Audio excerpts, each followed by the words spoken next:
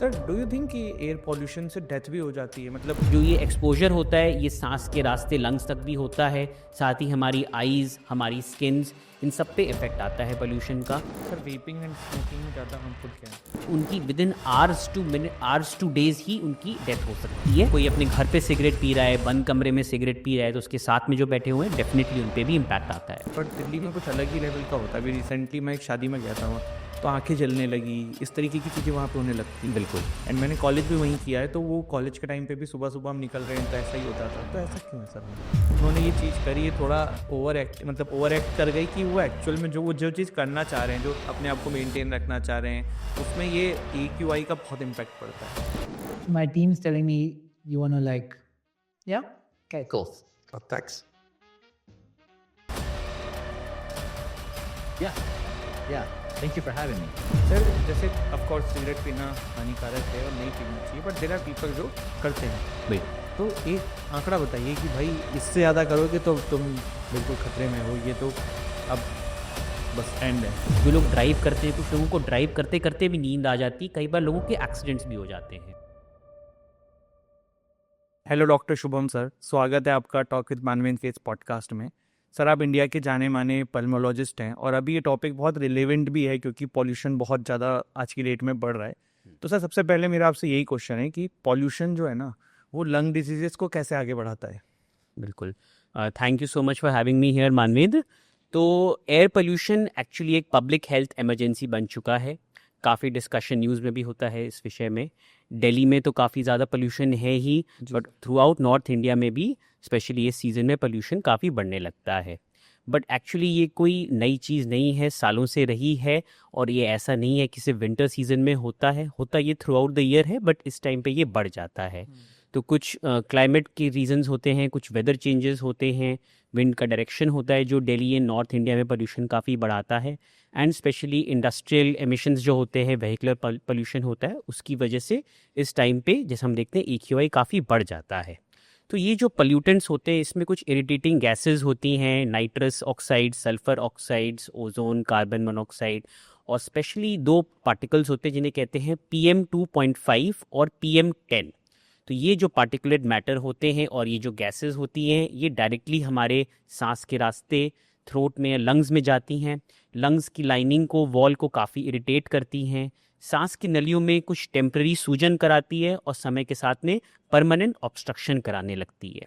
साथ ही ये PM2.5 जो पार्टिकल होते हैं ये बहुत छोटे होते हैं, महीन होते हैं, 2.5 माइक्रोन से छोटे होते हैं। जो एक बाल का आकार होता है हेयर का, वो 50 से 70 माइक्रोन होता है, तो उससे भी 25-30 गुना छोटे होते हैं। ये सांस की नलियों के अंतिम एरियाज में पहुंच के साथ ही ब्लड में एब्जॉर्ब होते हैं, पूरी बॉडी में सर्कुलेट होते हैं। तो ये लंग्स की डिजीज़ ही नहीं, साथ में स्ट्रोक, हार्ट अटैक, कैंसर्स, कई सारी डिजीजेस कॉज कर सकते हैं। बट डायरेक्ट जो इनका इफेक्ट होता है सीधा लंग्स पे होता है। लंग्स की कुछ बीमारियां जैसे एस्थमा, COPD, ये बीमारियों को ये काफ़ी बढ़ाता है।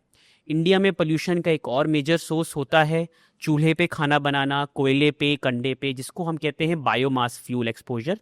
तो ये भी एक लीडिंग कॉज ऑफ होता है COPD इंडिया में। और बेसिकली हमने ये देखा है कि ये सारा COPD के साथ साथ लंग कैंसर के रिस्क को भी काफ़ी बढ़ाता है।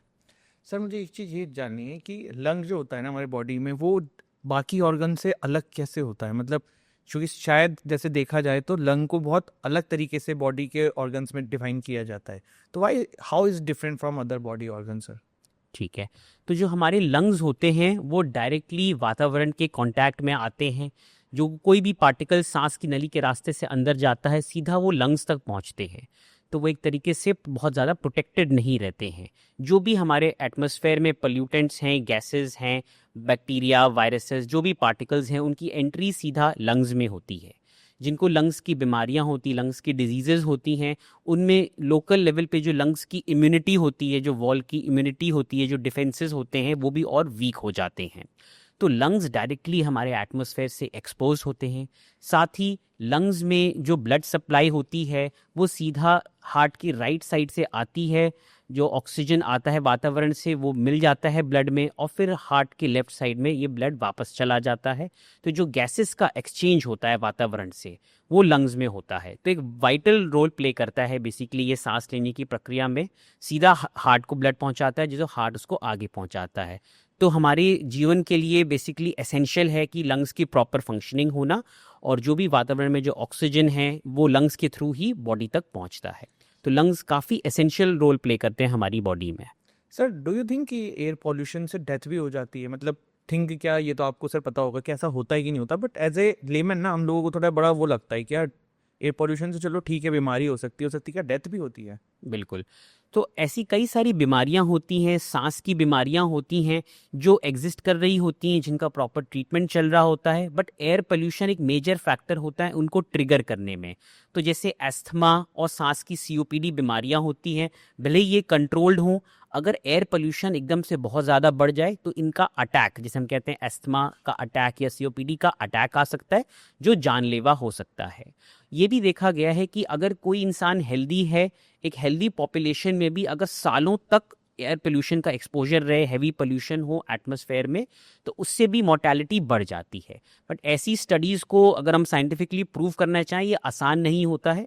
लार्ज पॉपुलेशन बेस्ड स्टडीज़ में ही हम ये देख पाते हैं और प्रूव कर पाते हैं कि एयर पोल्यूशन से एक्चुअली में डेथ होती है। तो इस पे डेटा है, काफ़ी जो polluted cities all over the world रही हैं उनमें ये स्टडीज़ करी गई हैं, और ये डेफिनेटली सच है कि हेल्दी पॉपुलेशन में भी एयर पोल्यूशन समय के साथ मोर्टेलिटी यानी डेथ करा सकती है।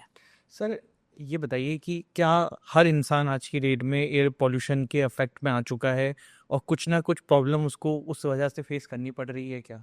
बिल्कुल। तो हमारी कंट्री में एयर पोल्यूशन इतना ज़्यादा है, हमारी country one of the most polluted countries in the world है। तो इसकी वजह से जो हमारी मैक्सिमम पॉपुलेशन है वो एक्सपोज होती है पोल्यूशन से। हर घर से हर इंसान को ही बाहर निकलना होता है, पोल्यूशन से एक्सपोजर सबका ही होता है, किसी का ज़्यादा किसी का कम होता है, बट हमारी कंट्री में हर इंसान एक्सपोज्ड है। जो ये एक्सपोजर होता है ये सांस के रास्ते लंग्स तक भी होता है, साथ ही हमारी आईज़, हमारी स्किन्स, इन सब पे इफ़ेक्ट आता है पोल्यूशन का। और जैसा मैंने बताया, कुछ पार्टिकल्स जैसे PM2.5 जब ये ब्लड तक पहुंचते हैं तो पूरी बॉडी में सर्कुलेट होते हैं, तो इसके जो हार्मफुल इफ़ेक्ट्स होते हैं वो हर इंसान में ही होते हैं। कुछ लोग ज़्यादा सेंसिटिव होते हैं, कुछ लोग कम, किसी में हम ज़्यादा हार्म देखते हैं, किसी में कम, बट हार्म हर इंसान को हो रहा है। सर कोई तरीका बताइए ना जिससे कि एयर पोल्यूशन से बचा जा सके, क्योंकि जब सबको काम पे जाना है, हर कोई कार और ये सब चीज़ें, वैसे इवन कार में भी आ ही जाएगा, लेकिन स्टिल ज़्यादातर लोग जो हमारे देश में वो या तो पब्लिक ट्रांसपोर्ट, बाइक या साइकिल, इन सब से ट्रैवल करते हैं। बिल्कुल। तो कोई तरीका बताइए जिससे हम एयर पोल्यूशन से जब बाहर निकलें तो कम कर सकते हैं, इम्पैक्ट को ख़त्म तो नहीं कम कर सकते हैं। सबसे इम्पॉर्टेंट है कि हम एयर पोल्यूशन को एक पब्लिक हेल्थ इशू माने, और ये एक्चुअली एक बड़े लेवल पे इस पे एक्शन होना चाहिए। जैसे कि जो पोल्यूशन के सोर्सेज हैं, उन सोर्सेज से पहले पोल्यूशन को कम करना इम्पॉर्टेंट है। But at an individual level अपने बचाव के लिए लोग क्या कर सकते हैं, तो घर से जब बाहर निकले तो मास्क पहने। मास्क में भी बहुत सारे टाइप के मास्क मार्केट में आते हैं, बट स्पेसिफिकली जो N95 मास्क होता है, जो कोविड के टाइम पे काफ़ी पॉपुलर हुआ, लोगों को नॉलेज हुई, वही सही मात्रा में पोल्यूशन से बचाता है।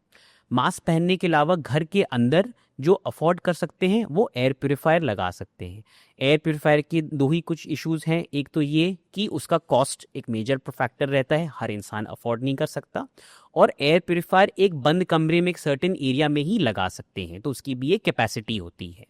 और साथ ही साथ में जब आउटसाइड एयर पोल्यूशन ज़्यादा है, घर के बाहर ज़्यादा है, तो उस टाइम पे घर के दरवाजे खिड़की बंद रखने चाहिए। हमें ये नहीं सोचना चाहिए कि एक्चुअली फ्रेश एयर अंदर आ रही है, वो पोल्यूटेड एयर है जो घर के बाहर से अंदर आ रही है। तो घर की खिड़की दरवाजे बंद रखना, घर के बाहर जाएं तो N95 मास्क पहनना, और साथ ही साथ जो अफोर्ड कर सकते हैं एयर प्योरीफायर इफेक्टिव ऑप्शंस हैं। सर थोड़ा ना एयर प्योरीफायर के बारे में और बताइए, क्योंकि एयर प्योरीफायर थोड़े तो कॉस्टली भी आते हैं, और मैं आपको अपना इस पर एक टेक दे रहा हूँ कि मैं देखता था लोगों के यहाँ लगा हुआ, तो मुझे लगता था कि अबे क्या ही पैसा वेस्ट कर रहे हैं, तो मार्केटिंग गिमिक है, कैसे एयर पोल्यूशन ख़त्म हो जाएगा। तो व्हाट डू यू थिंक, या एज ए डॉक्टर आप ये ज़रूर बताइए कि क्या एयर प्योरीफायर एक्चुअली में वर्क करते हैं, और करते हैं तो कौन कौन से टाइप के मार्केट में अवेलेबल हैं, कौन सा ही लेना चाहिए, कौन सा बिल्कुल ही मत लेना चाहिए, पैसा वेस्ट है, थोड़ा सा इसको अच्छे से गाइड करिए। बिल्कुल। तो एयर प्योरीफायर जो होता है उसका फंक्शन होता है कि एटमॉस्फेयर में जो PM2.5, PM10 और जो ये गैसेस होती हैं वो उसके अंदर जाती हैं, फिल्टर होते हैं, उसमें multiple types of layers of filters होते हैं, जैसे एक हिपा फिल्टर होता है, H13 फिल्टर होता है, तो ये इन गैसेस को और पार्टिकल्स को फिल्टर आउट करते हैं। साथ ही कुछ एयर प्योरीफायर क्लेम करते हैं कि वो बैक्टीरिया एंड वायरसेस को भी फिल्टर आउट करते हैं। एक्चुअली में ये स्टडी किया गया है कि एयर प्योरीफायर जब बंद कमरे में लगाया जाए तो जो पॉल्यूटेंट्स का जब लेवल कम हो जाता है तो जिन लोगों को सांस की बीमारियां हैं जैसे एस्थमा है, COPD है, उनकी एलर्जी थोड़ी सी कम हो जाती है, सिम्टम्स में थोड़ा सा बेनिफिट होता है। साथ ही जो लोग AQI मॉनिटर्स घर में रखते हैं वो एक्चुअली चेक भी कर पाते हैं कि एयर प्योरीफायर ऑन करने के बाद में AQI एंड PM2.5 लेवल कम हो जाता है, और कई बार उनके एयर प्योरीफायर में भी वो रीडिंग आती है। एयर प्योरीफायर पे स्टडीज़ करी गई हैं, और अगर बंद कमरे में एक इफेक्टिव एयर प्योरीफायर लगाया जाए तो वो डेफिनेटली काम करता है। कौन सा एयर प्योरीफायर लेना चाहिए इस पे मैं बहुत कंपनी टू कंपनी कमेंट नहीं करना चाहूँगा, that is out of my domain, but कोई भी एयर प्योरीफायर जिसमें हिपा फिल्टर हो और वो एयर प्योरीफायर गैसेस के साथ साथ PM2.5 और PM10 को भी फिल्टर करता हो, वो लगाना इम्पॉर्टेंट है। स्पेसिफिकली जो लोग जिनको सांस की बीमारियां हैं और पोल्यूटेड एनवायरनमेंट में रहते हैं उनके लिए बेनिफिशियल है। ठीक है सर। सर आपने अभी एक मास्क बताया कि N95 मास्क पहनो। मैं बहुत बार ऐसा लोगों को देखता हूँ, जैसे कोई पार्क में वॉकिंग कर रहे हैं, रनिंग कर रहे हैं, एक्सरसाइज कर रहे हैं, तो वो मास्क लगा के करते हैं। स्पेसिफिकली ये भी मैं दिल्ली में था तो मैंने रिसेंटली देखा कि भाई वहाँ पे हर कोई ऐसा ही कर रहा है। बट देन हम कहीं कहीं ये भी पढ़ते हैं कि मास्क लगा के एक्सरसाइज नहीं करनी चाहिए। तो आपका क्या कहना है कि ये मास्क लगा के एक्सरसाइज करनी चाहिए कि नहीं करनी चाहिए? तो ऐसा नहीं है कि मास्क लगा के एक्सरसाइज नहीं कर सकते। मास्क बहुत टाइप के होते हैं। जो हम लोग हॉस्पिटल सेटिंग में यूज़ करते हैं कॉमनली उन्हें कहते हैं सर्जिकल मास्क, जिनका पर्पस होता है इन्फेक्शन से बचाना। तो वो मास्क कॉमनली अपने बचाव के लिए या जिन लोगों को कोई ऑलरेडी कोल्ड कफ हो रखा है दूसरों के बचाव के लिए यूज़ करते हैं। फिर दूसरे होते हैं N95 मास्क जो कॉमनली पोल्यूशन से बचाने के लिए, और वो मैक्सिमम टू मैक्सिमम जो वायरसेस एंड बैक्टीरिया होते हैं उनसे बचाने के लिए, जैसे कोविड के टाइम पे यूज़ करते थे, वो ज़्यादा इफेक्टिव होते हैं फिल्टर आउट करने में। फिर उससे हायर लेवल के मास्क भी आते हैं जैसे N99 मास्क, वो यूजुअली ऑक्यूपेशनल लंग डिजीजेस से बचाव के लिए, जिनकी ऑक्यूपेशन में बहुत डस्ट का या एक्सपोजर होता है उसके लिए होता है। मास्क के साथ काफ़ी स्टडीज़ की गई हैं और ऐसा कुछ भी नहीं है कि उसकी वजह से किसी की सांस की दिक्कत बन सकती है या बॉडी कार्बन डाइऑक्साइड रिटेन कर सकती है, ऐसा नहीं होता है। बॉडी में अच्छी कैपेसिटी होती है कि वो बॉडी से gases carbon dioxide filter out कर लेता है। मास्क पहन के डेफिनेटली एक्सरसाइज कर सकते हैं। कुछ लोग एस्मेटिक होते हैं जिनको सांस की एलर्जी एस्थमा होता है, और उनको कई बार मास्क पहनने से घुटन होने लगती है क्योंकि कई बार वो अपना प्रॉपर ट्रीटमेंट नहीं ले रहे होते। तो ऐसे लोग भी अगर अपना प्रॉपर ट्रीटमेंट ले रहे हो, अपने इनहेलर्स ले रहे हो, तो उनको मास्क से दिक्कत नहीं होती है। मास्क पहन के डेफिनेटली एक्सरसाइज कर सकते हैं। सर अभी आपने एक बात बोली थी कि कुकिंग के दौरान भी काफ़ी पॉल्यूशन क्रिएट होता है, तो थोड़ा ये सर बताइए। बिल्कुल। तो कुकिंग में जो वेरियस फ्यूल्स यूज़ होते हैं उसकी वजह से इंडोर एयर पोल्यूशन होता ही होता है। आजकल कुकिंग मोस्टली LPG पे होती है, बट काफ़ी जगह पे और पुराने टाइम में भी अदर जो बायोमास फ्यूल के सोर्सेज होते हैं, जैसे लकड़ी यूज़ करना, चूल्हे में लकड़ी यूज़ करना, कोयला यूज़ करना, काऊ डंग के केक्स होते हैं जिनको कंडा कहते हैं किसी किसी एरियाज में। तो इस पे आज की डेट में भी कुकिंग रूरल एरियाज़ में काफ़ी कॉमन है। तो इसमें बहुत सारे ऑर्गेनिक एंड इनऑर्गेनिक सब्सटेंसेस होते हैं, मटेरियल होते हैं, जिनको जलाने से बहुत ज़्यादा पोल्यूटेंट्स प्रोड्यूस होते हैं। तो हमारी कंट्री में ये स्टडी किया गया है कि सांस की नलियों की जो सबसे कॉमन बीमारी है COPD, उसके अप टू 50% केसेस ही स्मोकिंग की वजह से हैं, और up to 50% without non smokers में हैं, जिसका मेजर पार्ट बनाता है ये बायोमास फ्यूल पे कुकिंग करना। तो इनका जो प्रयोग है कुकिंग के लिए ये काफ़ी हानिकारक है, और ये हम डेफिनेटली लोगों को मना करते हैं जो चूल्हे पे, कोयले पे, कंडे पे कुक करते हैं कि उनको ये नहीं करना चाहिए। इससे सांस की नलियों में परमानेंट बदलाव होते हैं, डैमेज होते हैं। कई बार जब हम लंग्स के अंदर कुछ इंस्पेक्शन कर रहे होते हैं, कैमरा से झांक रहे होते हैं, हमें एक्चुअली में परमानेंट डैमेज, हमें काले काले लंग्स का आकार अंदर से भी दिखता है। तो डेफिनेटली इस टाइप का फ्यूल कुकिंग के लिए यूज़ नहीं करना चाहिए। और जो लोग नॉर्मली भी LPG पे घर के अंदर कुक करते हैं, उनको घर में चिमनी या फिर अगर बहुत ज़्यादा पोल्यूशन हो रहा है तो एयर प्योरीफायर का यूज़ करना चाहिए। तो cooking is definitely a source of indoor air pollution as well. Sir एक बार ना मैं एक आर्टिकल पढ़ रहा था एक डॉक्टर का, तो उसमें उन्होंने लिखा था कि पैसिव स्मोकिंग इज़ ज़्यादा हार्मफुल देन एक्टिव स्मोकिंग। तो एज ए लंग स्पेशलिस्ट आपका क्या कहना है सर इसके ऊपर? तो ये किस कॉन्टेक्स्ट में चीज़ कही गई मैं उसको तो नहीं मैं ऐसे जान पाऊंगा, बट ऐसा नहीं है। कोई अगर एक्टिवली स्मोक करता है, कोई अगर डेली स्मोक करता है तो डेफिनेटली उस तक स्मोक पहुंच रही तो ज़्यादा हार्म पहुंच रहा है। पैसिव स्मोकिंग का मतलब ये होता है कि अगर कोई आपके आसपास स्मोक कर रहा है, उसकी स्मोक आपकी तरफ भी आ रही है, तो डेफिनेटली वो उनको भी हार्म करता है। जो लोग सिगरेट स्मोक करते हैं, स्मोक में उसमें फ़िल्टर्स भी होते हैं, तो वो जो फ़िल्टर्ड जो स्मोक अंदर जाती है थोड़ी सी लेस हार्मफुल होती है, बट सिगरेट का जो धुआं एटमॉस्फेयर में फैल रहा होता है वो थोड़ी ज़्यादा हार्मफुल होती है। तो सर ये जो सिगरेट होती है सर, ये कैसे मतलब इम्पैक्ट करती है किसी इंसान के ऊपर, और क्या इससे लाइफ हमारी सही में कम होती है, कितनी होती है? बिल्कुल थोड़ा सा इस पर कुछ आंकड़ा बताइए। बिल्कुल। तो सिगरेट स्मोकिंग पे एक्चुअली काफ़ी ज़्यादा एविडेंस है हमारे पास में। दो तरीके से नुकसान पहुंचाती है।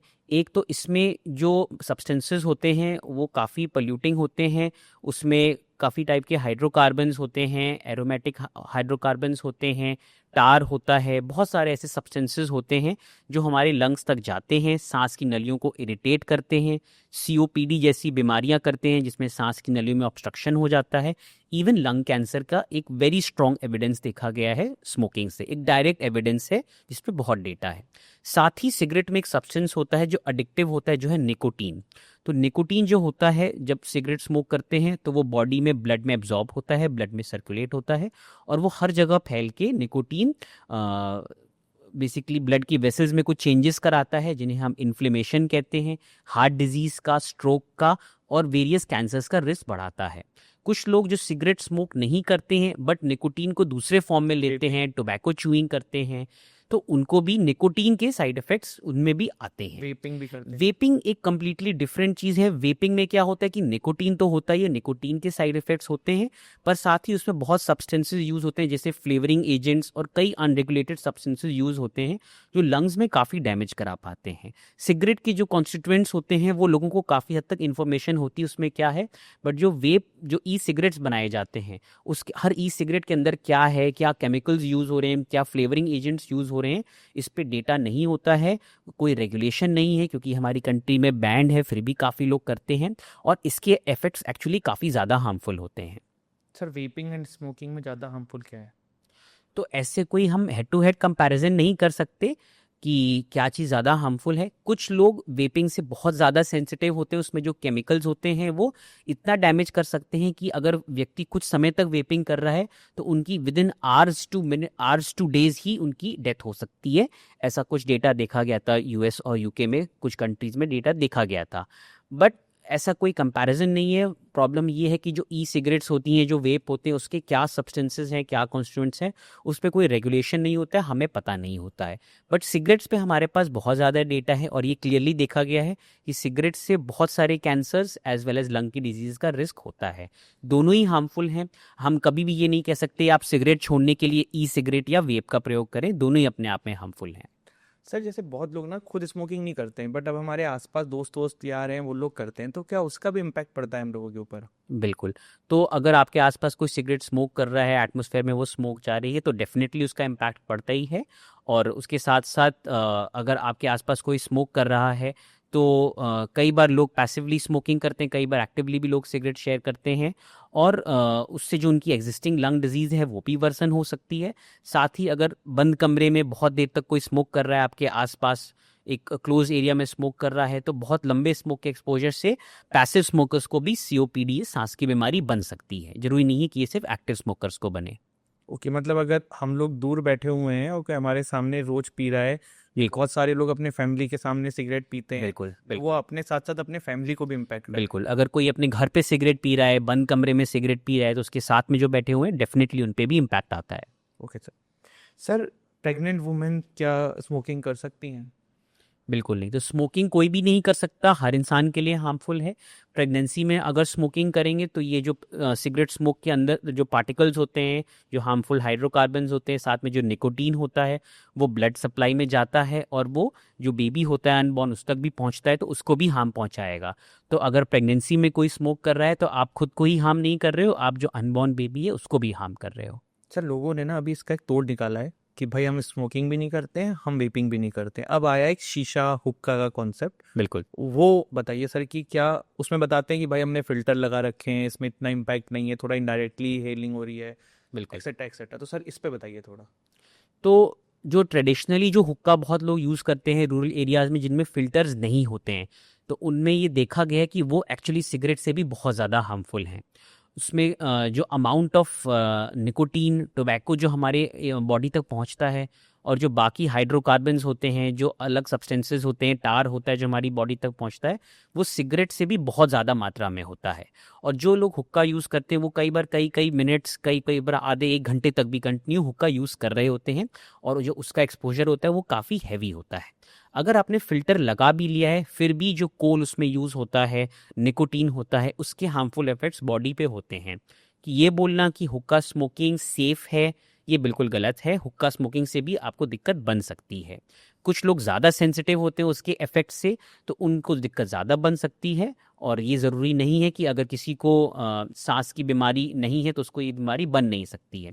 तो किसी भी फॉर्म का टोबैको का inhalational intake, even chewing, tobacco chewing, ये सब हार्मफुल होते हैं। हुक्का स्मोकिंग बिल्कुल भी सेफ़ नहीं है। और इसमें सर मैंने देखा कि ओके ओके में ना बहुत लंबा सेशन लोग करते हैं, तो स्मोकिंग तो एटलीस्ट होता है, सिगरेट आदमी ने पिया खत्म हुआ, बट ये जो हुक्का चलता है ना बहुत लंबा लंबा लंबा ऐसे चलता रहता है। बिल्कुल, क्योंकि हुक्का जो होता है उसमें जो स्मोक होता है वो इतना इरिटेटिंग नहीं होता है, तो लोग उसको बहुत देर तक कंटिन्यू कर रहे होते हैं, और साथ में वो ज़्यादा ड्यूरेशन तक चलता है। जो उसमें स्मोक का एक्सपोजर हो रहा होता है, जो कोल बर्न हो रहा होता है, जो स्मोक अंदर जा रहा होता है, साथ में जो निकोटीन का एक्सपोजर होता है वो बड़ा प्रोलॉन्ग्ड होता है। सर अभी ना एक क्रिकेटर है इरफान पठान, तो उन्होंने एक स्टेटमेंट दी थी कि MS धोनी जो है वो हुक्का पीते थे। तो कुछ लोगों ने बोला कि शायद वो नॉन टोबैकिक पीते होंगे जिसमें फ्लेवर्ड होता है बट टोबैको नहीं होता है, तो क्या वो भी उतने ही हार्मफुल हैं जितने टोबैको वाले हार्मफुल होते हैं? तो अगर उसमें निकोटीन नहीं भी है, उसमें टोबैको नहीं भी है, फिर भी अगर आप उसमें कोल यूज़ कर रहे हैं, उसमें अगर किसी भी टाइप से किसी चीज़ को जलाया जा रहा है, बर्न किया जा रहा है, कोई चीज़ उसमें कोई चीज़ गर्म की जा रही है, जैसे उसके फ्लेवरिंग एजेंट्स हैं, अगर वो फ्लेवरिंग एजेंट्स भी अगर गर्म फॉर्म में, हीटेड फॉर्म में लंग्स के अंदर जा रहे हैं, तो वो फ्लेवरिंग एजेंट्स भी काफ़ी हद तक लंग में डैमेज कर सकते हैं। तो सांस की नलियों के अंदर, लंग्स के अंदर जब डिफरेंट टाइप के केमिकल्स, फ्लेवरिंग एजेंट्स जाते हैं, स्पेशली अगर वो बर्न करके, हीट करके जा रहे हैं, उसके क्या इफेक्ट्स हो रहे हैं ये हम प्रिडिक्ट नहीं कर सकते। तो डेफिनेटली वो भी हार्मफुल है। सर जैसे ना शाहरुख खान के बारे में हमने एक जगह पढ़ा था कि वो बहुत ज़्यादा स्मोकिंग करते हैं, बट देन मैंने एक आर्टिकल पढ़ा कि शायद ऐसा भी कोई सिस्टम होता है कि जो लंग्स होते हैं उसमें से टार निकलवा लिया जाता है, और जिससे कि वो वापस जो उसका इफेक्ट है वो कम हो जाता है। तो ऐसा कुछ होता है क्या सर? नहीं।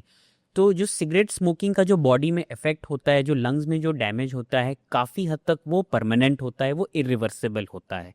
इसका मतलब ये नहीं है जो बहुत सालों से कर रहा है वो छोड़े ना। जैसे ही स्मोकिंग छोड़ी जाती है, जो लंग्स के अंदर जो म्यूटेशंस हुए होते हैं, जो डैमेज हुए होते हैं, वो रिवर्स होना शुरू हो जाता है। इवन जो कैंसर, प्री कैंसरस स्टेजेस होती हैं, उनमें देखा जाता है स्मोकिंग छोड़ने से वो वहीं के वहीं रुक जाती हैं, आगे नहीं बढ़ती हैं। जो लंग के अंदर केमिकल्स, टार का डिपोजिशन हो जाता है, काफ़ी हद तक जो बॉडी के डिफेंसेस होते हैं, जो लोकल लेवल पे सांस की नलियों का जो डिफेंस मैकेनिज्म है, वो उसको ईट अप करके वहीं के वहीं रोक के रखता है। बट ऐसा कोई तरीका नहीं है कि लंग्स को क्लीन किया जा सके, ऐसी कोई दवाई नहीं है जो उन परमानेंट डैमेज को रिवर्स कर दे। बट स्मोकिंग छोड़ते ही फर्दर डैमेज कई बार रुक जाता है, और कुछ हद तक वो डैमेज रिवर्स हो जाता है, बट कम्प्लीटली नहीं। सर मतलब ये जैसे ये मतलब फिर फैक्ट नहीं है कि किसी भी तरीके से आप अपने बॉडी से टार को, लंग से टार को बाहर निकलवा सकते हैं? नहीं, ये कोई तरीका नहीं है कि वो लंग से टार निकल पाए। जो कई बार लंग के अंदर ब्लैकिश डिपोजिशंस हो जाते हैं, उसी लोकल लेवल पे कुछ ऐसे सेल्स होते हैं जो उसको ईट अप करके खा के वहीं की वहीं सीमित रख लेते हैं। तो कई बार उसका जो इफेक्ट हो रहा, जो डैमेज हो रहा होता है सराउंडिंग एरिया में, वो रुक जाता है, बट टार को निकालने का कोई तरीका नहीं है, कोई ऐसा प्रोसीजर नहीं होता है। तो जो टार का डिपोजिशन हो गया वो वहीं के वहीं सीमित रहता है। सर आपके हिसाब से भारत में कौन सी ऐसी 3 सिटीज़ हैं जहाँ जो आपके हिसाब से सबसे लीस्ट एयर पॉल्यूटेंट हैं, जहाँ पे और बड़ी बढ़िया वहाँ पे एयर आपको मिल सकती है? मेरी नॉलेज में नॉर्थ ईस्ट इंडिया में बहुत सारे ऐसे स्टेट्स हैं जहाँ पे पोल्यूशन काफ़ी कम है, और साउथ इंडिया में भी ऐसे काफ़ी एरियाज़ हैं। स्पेसिफिकली मतलब I don't remember the data कि कौन सी ऐसी सिटीज़ हैं, बट नॉर्थ इंडिया में कुछ क्लाइमेट के ऐसे रीजंस होते हैं जिसकी वजह से विंड का डायरेक्शन ऐसा होता है जिसकी वजह से पोल्यूशन बढ़ जाता है। तो यूजुअली जो नॉर्थ इंडिया की जो सिटीज़ हैं वो विंटर्स के टाइम में ही वहाँ पे पोल्यूशन बढ़ जाता है। बहुत सारे उसके फैक्टर्स हैं, जैसे इंडस्ट्रीज़, व्हीकुलर पोल्यूशन, और साथ ही साथ में स्टबल बर्निंग। जब ये प्रैक्टिसेस जिन एरियाज़ में नहीं है, जहाँ पे इतने व्हीकल्स नहीं है, वहाँ पे यूजुअली पोल्यूशन कम है। आई वुड से mostly north east India. Sir Delhi के साथ क्या इशू है, वहाँ पे इतना क्यों पॉल्यूशन, मतलब और जगह भी रहता है बट दिल्ली में कुछ अलग ही लेवल का होता है। अभी रिसेंटली मैं एक शादी में गया था, वहाँ तो आंखें जलने लगी, इस तरीके की चीज़ें वहाँ पे होने लगती हैं। बिल्कुल। एंड मैंने कॉलेज भी वहीं किया है, तो वो कॉलेज के टाइम पे भी सुबह सुबह हम निकल रहे हैं तो ऐसा ही होता था। तो ऐसा क्यों है सर वहाँ? तो दिल्ली में जो एयर पोल्यूशन है वो होता पूरे साल है, बट विंटर्स के टाइम में वो इतना ज़्यादा बढ़ जाता है कि it becomes a prominent issue, it becomes a public health issue, and लोग उसको तब सीरियसली लेने लगते हैं। तो दिल्ली में मल्टीपल फैक्टर्स हैं। तो एक ऐसा है कि नॉर्थ इंडिया में जो विंड का डायरेक्शन होता है सराउंडिंग स्टेट से, वो पॉल्यूटेंट्स को दिल्ली की तरफ ले आता है। साथ ही साथ में विंटर सीजन में कुछ ऐसे चेंजेस होते हैं जिसकी वजह से पॉल्यूटेंट्स लोअर लेवल पे सेटल होने लगते हैं, वो क्लियर नहीं हो पाते हैं, वो हवा से वो पॉल्यूटेंट्स हट नहीं पाते हैं। व्हीकल्स का एमिशन जो होता है, गाड़ियों से जो धुआं निकल रहा होता है, वो तो पूरे साल हो रहा होता है। साथ ही जो स्टबल बर्निंग हो रही है, जो क्रॉप्स जलाए जाते हैं सराउंडिंग स्टेट्स में, उसका भी धुआं विंड के डायरेक्शन से दिल्ली की तरफ आ जाता है। एंड दिल्ली के सराउंडिंग एरियाज में कई सारी ऐसी इंडस्ट्रीज़ हैं, फैक्ट्रीज़ हैं, उनके भी एमिशंस होते हैं। तो मल्टीपल फैक्टर्स हैं जिसकी वजह से दिल्ली में पोल्यूशन रहता है, और क्लाइमेट रिलेटेड रीजंस की वजह से ये विंटर सीजन में सबसे ज़्यादा बढ़ जाता है। अभी दिक्कत ऐसी हुई है कि ये हर साल ही ये ऐसा रहेगा अनलेस हम पोल्यूशन को उसके सोर्स पे एड्रेस कर पाएँ। और ये पोल्यूशन इस लेवल का है कि जिनको सांस की बीमारी है, एलर्जीज़ हैं, सिर्फ वो उससे परेशान नहीं है, जो हेल्दी लोग हैं उनमें भी इफ़ेक्ट्स होते हैं। मैं पर्सनली खुद भी अगर दिल्ली में जाता हूँ और जैसे ही निकलता हूँ, लैंड करता हूँ, तब भी रियलाइज़ करता हूँ कि वो बहुत ज़्यादा इरिटेटिंग है नाक के लिए, आइज़ के लिए। इवन मुझे कोई खांसी सांस की प्रॉब्लम नहीं है, बट मुझे भी वो इरिटेट करता है, खांसी आने लगती है। सर एक ना ब्रायन जॉनसन करके बंदा है, वो एज रिवर्स कर रहा है, आपने भी उसके बारे में पढ़ा होगा कि वो अपने आप को मतलब इस एज में भी यंग दिखते हैं, जो बात उन्होंने मेंटेन रख रखा है, जो भी वो चीज़ें करते हैं। तो वो इंडिया आए थे और एक पॉडकास्ट के दौरान वो उठ के बीच में से चले गए। उन्होंने कहा यहाँ पे EQI जो है वो ख़राब हो गया है। तो आप मुझे थोड़ा सा ये बताइए कि क्या ये जो उन्होंने ये चीज़ करी है थोड़ा ओवर एक्ट कर गई, कि वो एक्चुअल में जो चीज़ करना चाह रहे हैं, जो अपने आप को मेंटेन रखना चाह रहे हैं, उसमें ये EQI का बहुत इम्पैक्ट पड़ता है? So my team's telling me you wanna like, yeah, okay, Cool. Thanks. Yeah. Yeah. Yeah. Thank you for having me. तो डेफिनेटली AQI का इम्पैक्ट पड़ता है। अगर कोई इंसान जिसे हेल्दी है और बहुत लॉन्ग ड्यूरेशन तक हैवी पोल्यूटेड एरिया में रहे, एक्सपोज रहे, तो डेफिनेटली उससे कुछ ना कुछ ऐसे चेंजेस शुरू हो जाएंगे जिससे सेलुलर डैमेज शुरू हो जाएगा, आइज़ में, सांस की नलियों में इरिटेशन शुरू हो जाएगा। एक्चुअली में जो एजिंग की का मैकेनिज्म जो होता है वो सेल्स के डैमेज से, DNA के डैमेज से ही स्टार्ट होता है। तो हैवी AQI वाले एरियाज़ में रहने से एक्सेलरेटेड एजिंग होना, बॉडी में ब्रेकडाउन होना, ये डेफिनेटली हेल्दी लोगों में भी होता है। तो वो ब्रायन जॉनसन ने फिर मतलब वो सही ही किया कि क्योंकि वो अपने आप को इतना मेंटेन रख रहे हैं, रिवर्स एज कर रहे हैं, तो उनको कहीं ना कहीं लगा होगा कि ये EQI की वजह से मेरे बॉडी पे इम्पैक्ट पड़ सकता है। मैं कमेंट नहीं कर पाऊंगा उन्होंने एग्जैक्टली क्या किया और क्यों किया, बट उनका स्कूल ऑफ थॉट यही रहा होगा कि ये हैवी पोल्यूटेड एरिया, ये हाई AQI जो है, ये मेरी बॉडी को डैमेज कर सकता है, जितनी जल्दी हो सके मैं यहाँ से निकलूँ। सर HBOT थेरेपी क्या होती है सर? तो HBOT होता है हाइपरबैरिक ऑक्सीजन थेरेपी। तो ये मेडिकल प्रैक्टिस में किसी किसी इंडिकेशन में यूज़ किया जाता है।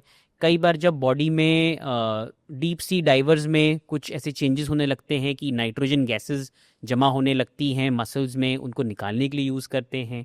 कई बार वुंड्स की हीलिंग में यूज़ करते हैं, बर्न्स में यूज़ करते हैं, बट इसके बियॉन्ड ज़्यादा इसकी यूजेस है नहीं, इसकी प्रैक्टिस है नहीं। और बहुत ही स्पेसिफिक ही इंडिकेशंस है जहाँ पे हाइपरबैरिक ऑक्सीजन यूज़ किया जाता है। सर अगर मुझे अभी जैसे हम ना इंस्टाग्राम चलाते हैं, यूट्यूब चलाते हैं, तो उसमें शॉर्ट्स में बड़ा एक वो चलता है कि 60 सेकंड तक सांस रोक के देख लो तुम्हारा लंग्स हेल्दी है कि नहीं है। तो कोई तरीका बताइए जिससे कि हर आदमी चेक कर सके कि भाई तुम इस तरीके से चेक करो कि तुम अभी हेल्दी लंग्स में हो कि नहीं हो। अच्छा, तो ब्रेथ होल्ड करना, 60 सेकंड्स तक सांस रोकना एक प्रॉपर, मैं बताऊंगा, ये कोई टेक्निक है नहीं, ये कोई प्रॉपर मैकेनिज्म है नहीं। जिनको सांस की बीमारी होती है, इवन एस्थमेटिक्स, एस्थमा, COPD, वो भी काफ़ी हद तक सांस को रोक सकते हैं। इसका मतलब ये नहीं है कि उनकी सांस की नलियाँ हेल्दी हैं। तो ये डिपेंड करता है कि हम किस टाइप की सांस की बीमारियों के बारे में सोच रहे हैं। एस्थमा, सीओपीडी जैसी बीमारियां जिनमें सांस की नलियों में ऑब्स्ट्रक्शन होता है, उसमें सांस रोकने से की जगह सांस छोड़ने की क्षमता देखनी होती है। अगर उनको ब्लो करने में, हवा ब्लो करने में, जैसे एक इनको कैंडल ब्लो करनी है उसमें दिक्कत हो रही है, या एक छोटी सी डिवाइस आती है जिसे कहते हैं peak expiratory flow rate meter, PEFR meter, अगर वो उसमें हवा ब्लो करें उससे वो देख सकते हैं कि वो कितनी स्पीड से हवा ब्लो कर पा रहे हैं। वो लंग्स की कैपेसिटी बताता है। हमारी सेटिंग में हमारे पास एक टेस्ट होता है, उसे कहते हैं पल्मनरी फंक्शन टेस्ट। तो वो हमें लंग्स का फंक्शन बताता है, वो हमें कंप्लीटली बताता है कि लंग्स की फंक्शनिंग हेल्दी है कि नहीं है। और बहुत जगह जिनको कोई सिम्टम्स भी नहीं होते उनमें भी ये स्क्रीनिंग करी जाती है, स्पेशली सर्टेन ऑक्यूपेशंस में जहाँ पे हैवी डस्ट एक्सपोजर होता है, कोल माइंस में, मिल्स में। तो ऐसे ऑक्यूपेशंस में ये रूल्स होते हैं उनके इंडस्ट्रीज़ के, फैक्ट्रीज़ के, कि स्क्रीनिंग की जाए। तो ये पल्मनरी फंक्शन टेस्ट एक आइडियल तरीका होता है देखने का कि लंग्स हेल्दी हैं कि नहीं है। ब्रेथ होल्डिंग आइडियल तरीका नहीं है, बट अगर किसी की ब्रेथ होल्डिंग बहुत कम है, रफली 20-30 सेकेंड्स तक की है, तो डेफिनेटली इनको कोई ना कोई प्रॉब्लम है। ठीक है सर, आजकल एलर्जी भी एक बहुत कॉमन इशू है। किसी को डस्ट से हो जाती है, किसी को बहुत अलग अलग तरीक़ों से होती है। तो एलर्जी को कैसे हम थोड़ा कंट्रोल कर सकते हैं? तो मैं एलर्जी के बारे में थोड़ा बताना चाहूँगा कि एलर्जी बॉडी में इंटरनल होती है। आजकल हमारे पॉपुलेशन में काफ़ी ज़्यादा है, आई वुड से 20-30% जनरल पॉपुलेशन में एक एलर्जिक टेंडेंसी आ गई है। रफली उसमें से 10% लोग हैं जिनको इतने सिम्टम्स होते हैं कि वो डॉक्टर्स को दिखाने जाते हैं। जो एलर्जी होती है कई बार जेनेटिक होती है, फैमिलीज़ में पास ऑन हो रही होती है, और ये जो एलर्जी होती है ये बचपन से ही शुरू हो जाती है, कई बार अनट्रीटेड चल रही होती है। डस्ट एलर्जी होना, सीजन चेंज के टाइम पे दिक्कत होना, पोल्यूशन से, स्मोक से एलर्जी होना काफ़ी कॉमन है। बट अगर इसकी वजह से किसी को सांस फूल रही है, काफ़ी सिग्निफिकेंट खांसी आ रही है, विस्लिंग साउंड, वीजिंग साउंड आ रही है, तो डेफिनेटली उनको अपना इवैल्यूएशन, अपना चेकअप कराना चाहिए। इन जनरल एलर्जीज़ को सप्रेस रखने के लिए कुछ चीज़ें करनी चाहिए, जैसे ठंड से बचाव रखना। तो जिनको ठंड से प्रॉब्लम होती है वो यूजुअली फ्रिज का ठंडा पानी, ठंडी चीज़ें अवॉइड करते हैं, और अगर वो एकदम ठंडे वेदर में निकल रहे हैं तो वो मास्क या स्कार्फ पहन के निकलते हैं। बहुत लोगों को डस्ट से एलर्जी होती है, और डस्ट से एलर्जी में वो हैवी डस्ट एक्सपोजर अवॉइड करते हैं, और अगर एयर पोल्यूशन से भी उनको प्रॉब्लम हो रही है तो वो मास्क पहनते हैं। तो ये तो अपनी प्रोटेक्शन की बात आ गई। बट कई बार एलर्जिक टेंडेंसी बॉडी में इंटरनल होती है, और it actually requires some medical treatment अगर वो अनट्रीटेड काफ़ी बड़ी हुई चली आ रही है। ठीक है सर, लंग कैंसर जो होता है, मतलब क्या सिम्टम्स हैं उसके? कैसे पता पड़े हमें कि भाई लंग कैंसर है कि नहीं है? मतलब जैसे ऑफ कोर्स डॉक्टर के पास जाके करा सकते हैं, बट ऐसे जब आप आम जीवन जीते हो तो नहीं पता पड़ता ना कि आज हम चलो लंग में कोई बीमारी है, चल के देखें। तो अर्ली कैसे इसको हम डायग्नोस करें? बिल्कुल। तो लंग कैंसर जो होता है, बाकी अन्य कैंसर की तरह वो एज के साथ उसका रिस्क बढ़ता चला जाता है। कुछ उसके रिस्क फैक्टर्स हैं जिसमें स्मोकिंग एक मेजर रिस्क फैक्टर है। अगर स्मोकिंग की हिस्ट्री है उससे भी रिस्क बढ़ता है।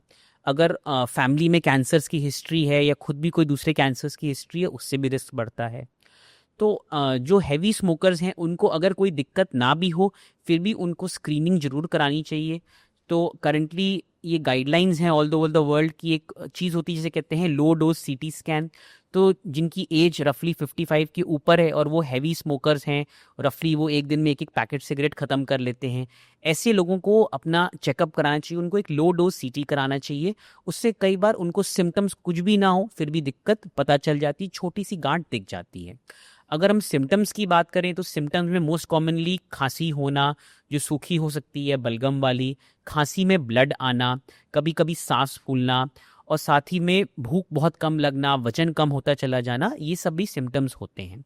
बट सिम्टम्स जो लंग कैंसर के होते हैं बहुत सिमिलर होते हैं दूसरी अन्य अलग डिजीज़ेस से। तो अगर किसी को ये सिम्टम्स कई समय से चले आ रहे हों, उनकी एज ज़्यादा हो, वो स्मोकर भी हों, उनको डेफिनेटली अपना इवैल्यूएशन कराना चाहिए और लंग कैंसर को रूल आउट करना चाहिए। सिर्फ सिम्टम्स के बेसिस पे हम किसी को कैंसर का डायग्नोसिस क्योंकि नहीं कर सकते, तो फिर उसके बाद में फर्दर टेस्टिंग होती है, एक्सरे CT स्कैन होता है, और टुकड़े की जांच, बायोप्सी पे ही लंग कैंसर प्रूव हो सकता है। सर जैसे ऑफ कोर्स सिगरेट पीना हानिकारक है और नहीं पीना चाहिए, बट देयर आर पीपल जो करते हैं। भाई तो एक आंकड़ा बताइए कि भाई इससे ज़्यादा करोगे तो तुम बिल्कुल खतरे में हो, ये तो अब बस एंड है। तो कुछ एक आंकड़ा बताइए कि भाई अगर वीक में आप इतनी सिगरेट पी ले रहे हो या इस तरीके से कर ले रहे हो, क्योंकि आज की तो लाइफस्टाइल ऐसी है कि भाई कितना भी बोल दो लोग तो कर ही रहे हैं।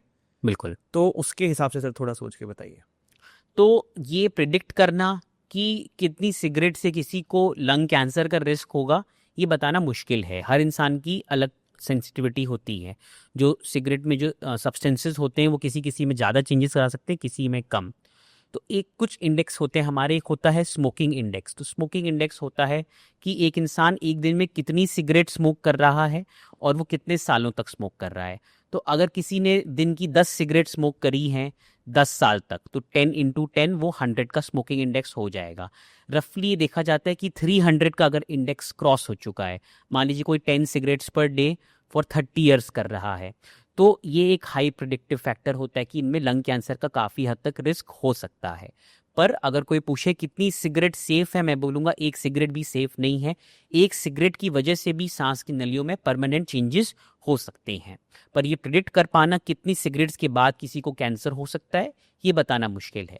यूजुअली जो हैवी स्मोकर्स होते हैं उन्हें कैंसर के मच पहले दूसरी सांस की दिक्कतें, सांस की नलियों में ऑब्स्ट्रक्शन होने की वजह से COPD की दिक्कत, जिसमें खांसी होती है, सफ़ेद बलगम आता है, सांस फूलती है, सीटी जैसी आवाज़ आती है, ये दिक्कतें पहले शुरू हो जाती हैं। तो अगर किसी को इस प्रकार के सिम्टम्स शुरू हो जाएं तो वही टाइम होता है जब सिगरेट इमीडिएटली उन्हें स्टॉप करनी चाहिए, और अगर वो कंटिन्यू करेंगे तो हो सकता है फ्यूचर में उनको लंग कैंसर का भी रिस्क हो। सर लोग क्यों पीते हैं? मतलब जैसे ठीक है, आप एक पॉइंट तक आपने स्टार्टिंग किया, फिर जब लग रहा है कि दिक्कत हो रही है लेकिन तब भी किए जा रहे हैं, तो क्या कारण होता है जिसको इसे छोड़ नहीं पाते हैं सर लोग? बिल्कुल।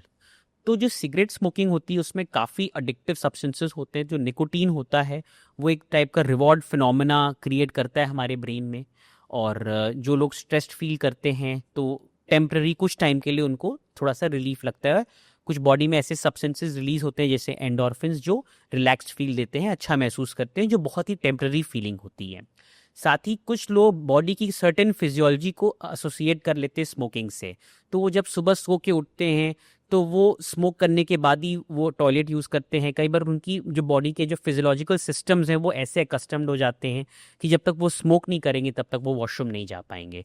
तो जब बॉडी में एसोसिएशंस ऐसे क्रिएट हो जाते हैं तो एक मेजर लेवल का एडिक्शन हो जाता है, और ऐसे लोगों में छोड़ना बड़ा मुश्किल हो जाता है।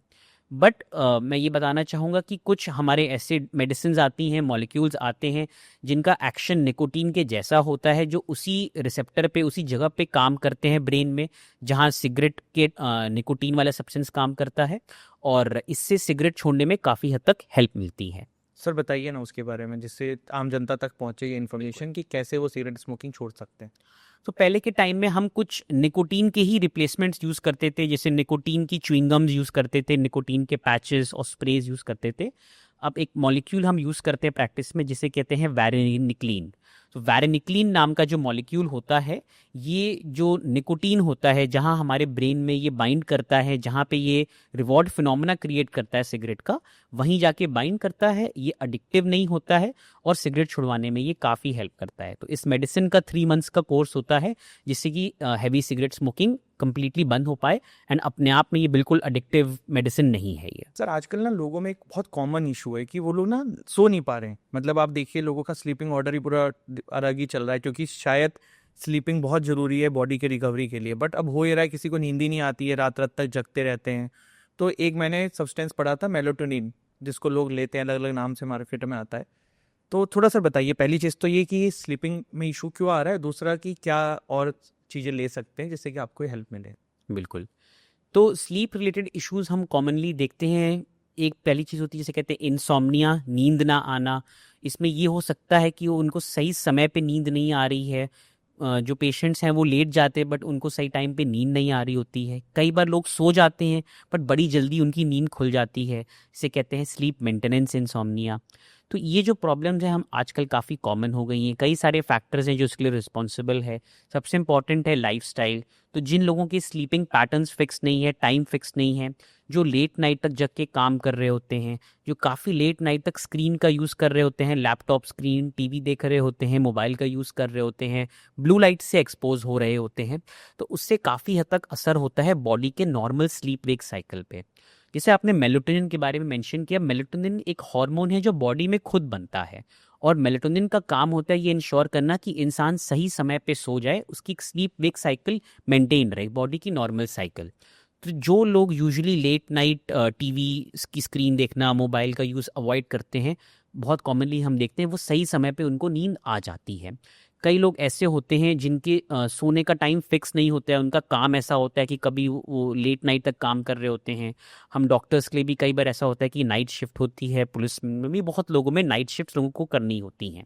तो कई बार जब उनको नाइट शिफ्ट नहीं करनी होती है और उनको सही टाइम पे सोना होता है, तो वो इस मेडिसिन का यूज़ करते हैं, मेलेटोनिन। तो मेलेटोनिन एज प्रिस्क्रिप्शन फॉर्म में, टैबलेट्स के फॉर्म में भी आती है, गमीज लॉजेंजेस के फॉर्म में भी आती है, और I would say quite a harmless substance. काफ़ी कॉमनली लोग यूज़ करते हैं melatonin. I personally also use melatonin at times जब मुझे अपनी स्लीप साइकिल ठीक करनी हो। मेलेटोनिन का काम होता है स्लीप की साइकिल को ठीक करना, कि इंसान को सही समय पे नींद आ जाए। दूसरी प्रॉब्लम ये होती है कि कई बार लोगों को जब नींद नहीं आ रही थी, वो नींद की मेडिसिन, स्लीपिंग पिल्स ले रहे होते हैं, ऑफन वो एडिक्टिव पोटेंशियल वाली मेडिसिन ले रहे होते हैं। ऐसे में अपने डॉक्टर से कंसल्ट करना और ये पूछना कि उनको नींद की समस्या क्यों हो रही है, ये बड़ा इंपॉर्टेंट है।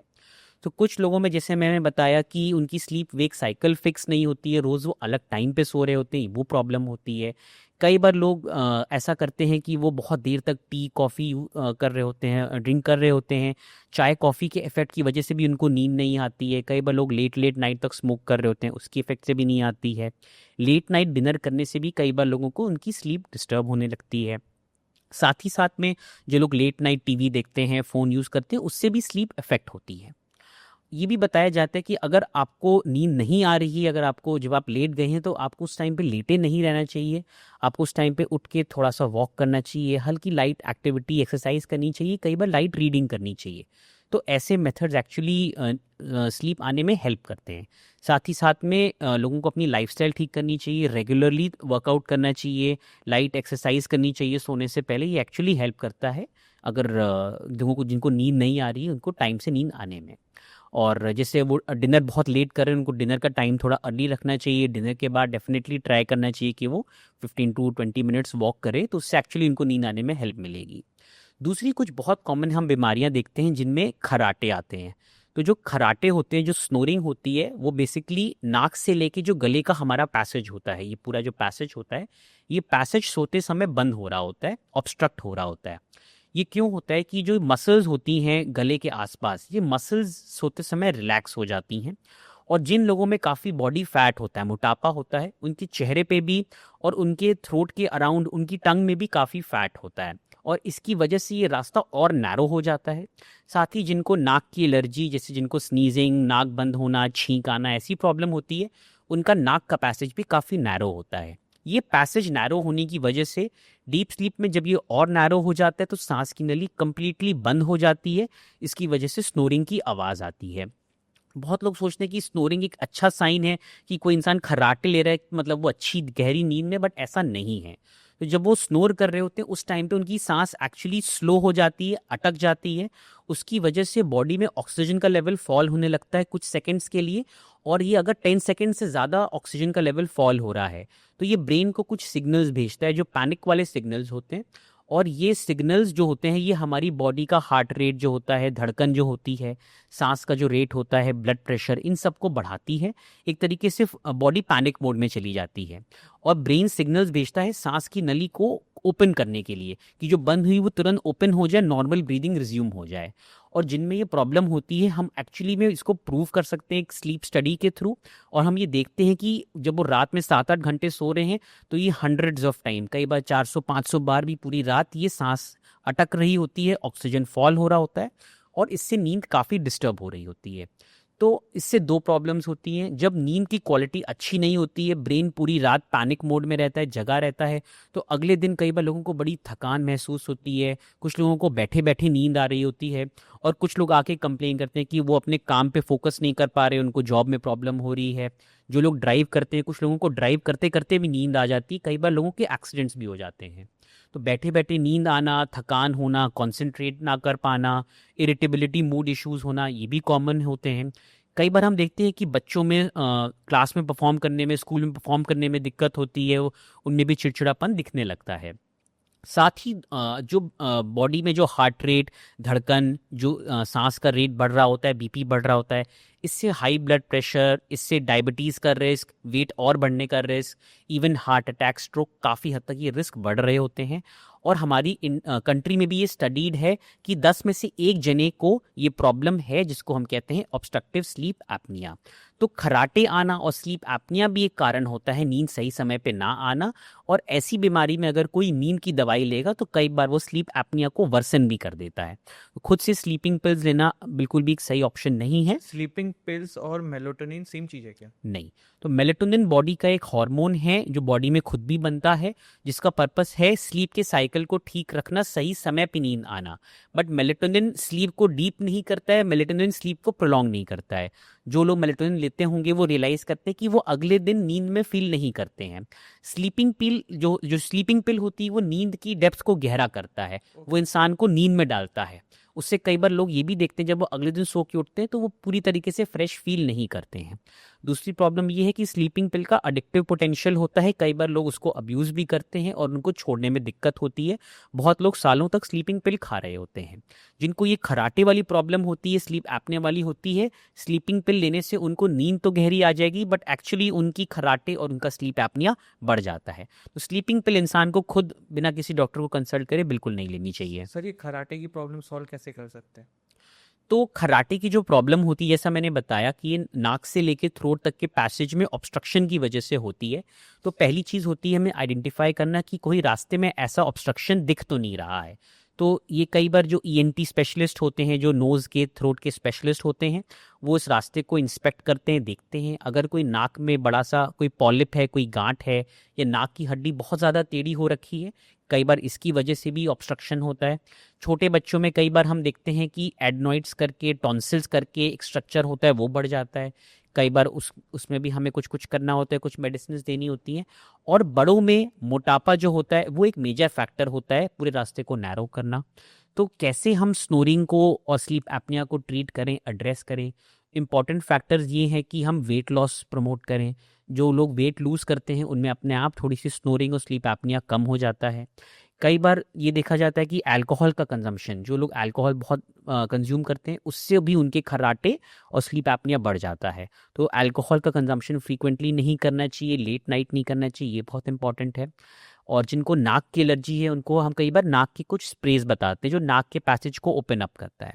बट अगर स्लीप स्टडी में दिक्कत ज़्यादा आई है, अगर सिवियर लेवल की प्रॉब्लम आ रही है, या व्यक्ति का काम अफेक्ट हो रहा है, उनकी लाइफ अफेक्ट हो रही है, जॉब अफेक्ट हो रहा है, तो फिर स्लीप स्टडी के बाद में हमें कई बार एक मशीन उनको एडवाइस करनी होती है जिसे कहते हैं CPAP machine, continuous positive airway pressure. तो ये मशीन हमें कई बार कुछ पेशेंट्स का उनको ट्रायल देना होता है, जिससे हम ये देखते हैं कि इस मशीन से क्या उनकी सांस का रास्ता खुल रहा है और उनकी नींद और कंफर्टेबल हो रही है और अगले दिन वो काफ़ी फ्रेश फील करते हैं। तो moderate to severe sleep apnea जब पेशेंट्स में हम डायग्नोज करते हैं तो कई बार हम ये मशीन का भी ट्रायल देते हैं।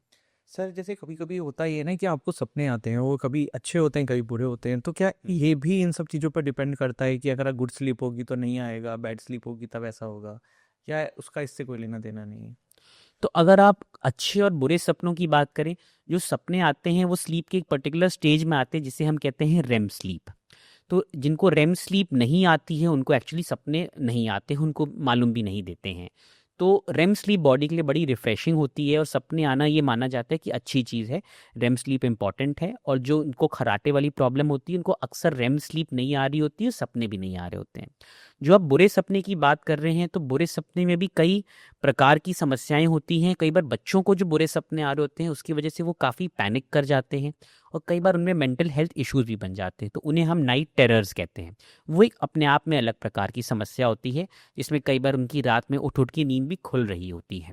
बुरे सपने बहुत ज़्यादा अगर आ रहे हों, बार बार नींद खुल रही हो, स्पेशली अगर बच्चे घबरा के उठ जा रहे हों, तो वो डेफिनेटली अपने आप में एक प्रॉब्लम है। उसके लिए एक चाइल्ड स्पेशलिस्ट को दिखाना चाहिए। सर आपने ना अभी ये रेम स्लीप वाला करके कॉन्सेप्ट बताया, ये मुझे नहीं बिल्कुल। पता था, बड़ा अच्छा लगा सुन के कि भाई अच्छी नींद आ रही है इसका मतलब। तो बिल्कुल। कैसे ये मापदंड है कि भाई बंदा सही सो रहा है? मैं समझ नहीं पाया सारी बात। बिल्कुल। तो जो स्लीप होती है उसकी कई साइकिल्स होती हैं। जब हम सोते हैं तो वो स्लीप बड़ी कच्ची होती, लाइट स्लीप होती है, उसको हम नॉन रेम स्लीप कहते हैं। जब स्लीप गहरी होती चली जाती है तो व्यक्ति रेम स्लीप में जाता है।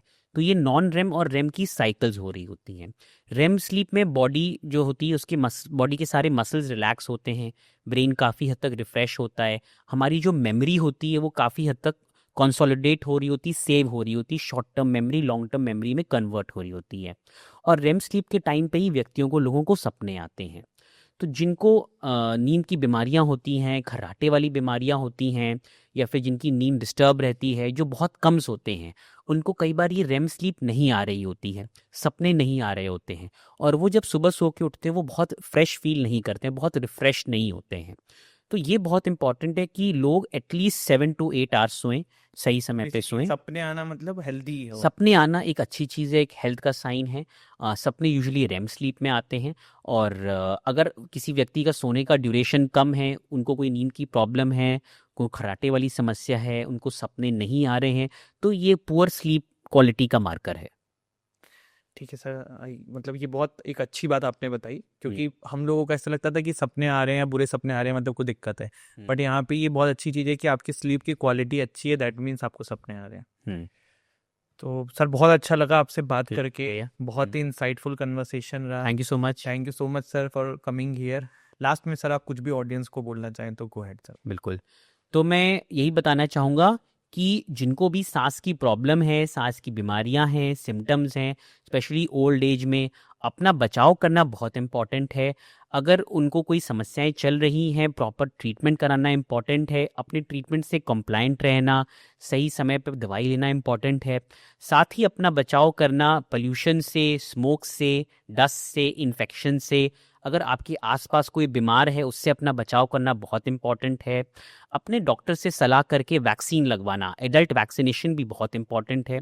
जो सांस के पेशेंट्स हैं उनको साल में एक बार फ्लू वैक्सीन लगवाना, और साथ ही साथ में निमोनिया की वैक्सीन लगवाना, टीकाकरण बड़ा इम्पॉर्टेंट है। और जिस टाइम पे उनकी सांस की दिक्कत, खांसी की दिक्कत अचानक से बहुत ज़्यादा बढ़ जाए, सही समय पे हॉस्पिटल जाना, इलाज कराना, चेकअप कराना इम्पॉर्टेंट है। साथ ही मैं ये बताना चाहूँगा कि प्रिवेंशन भी बहुत इंपॉर्टेंट है। Prevention is better than cure.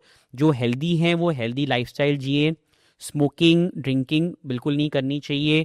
साथ ही साथ उनको अपनी स्लीप पे फोकस करना चाहिए। स्लीप एटलीस्ट 7 to 8 आवर्स रहनी चाहिए, सही टाइम पे सोना चाहिए, और स्क्रीन टाइम कम करना चाहिए। ज़्यादा फ़ोन का यूज़, मोबाइल का यूज़, टीवी का यूज़ लेट नाइट नहीं करना चाहिए। Thank you so much. Thank you so much. Thank you for having me.